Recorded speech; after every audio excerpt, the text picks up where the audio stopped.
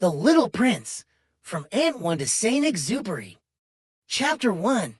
Once when I was 6 years old, I saw a magnificent picture in a book called True Stories from Nature about the primeval forest. It was a picture of a boa constrictor in the act of swallowing an animal. Here is a copy of the drawing. In the book it said, boa constrictors swallow their prey whole, without chewing it. After that they are not able to move, and they sleep through the 6 months that they need for digestion.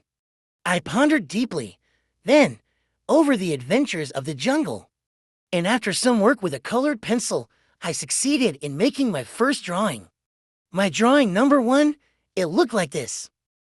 I showed my masterpiece to the grown-ups and asked them whether the drawing frightened them.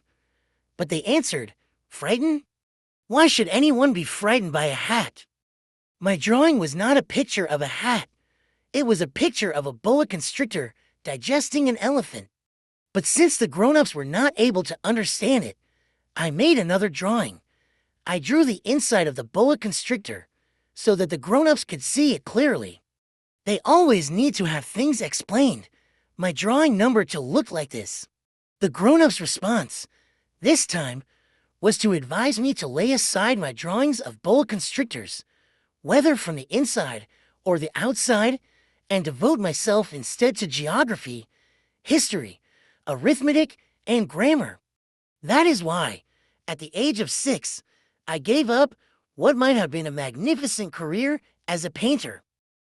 I had been disheartened by the failure of my drawing number 1 and my drawing number 2.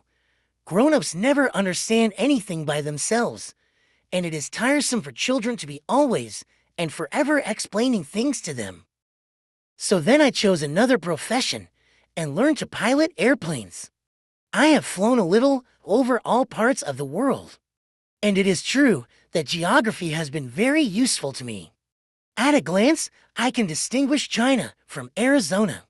If one gets lost in the night, such knowledge is valuable. In the course of this life, I have had a great many encounters with a great many people who have been concerned with matters of consequence.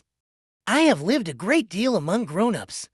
I have seen them intimately, close at hand, and that hasn't much improved my opinion of them. Whenever I met one of them who seemed to me at all clear-sighted, I tried the experiment of showing him my drawing number 1, which I have always kept. I would try to find out, so, if this was a person of true understanding. But, whoever it was, he or she would always say, "That is a hat." Then I would never talk to that person about boa constrictors, or primeval forests, or stars. I would bring myself down to his level. I would talk to him about bridge, and golf, and politics, and neckties. And the grown-up would be greatly pleased to have met such a sensible man.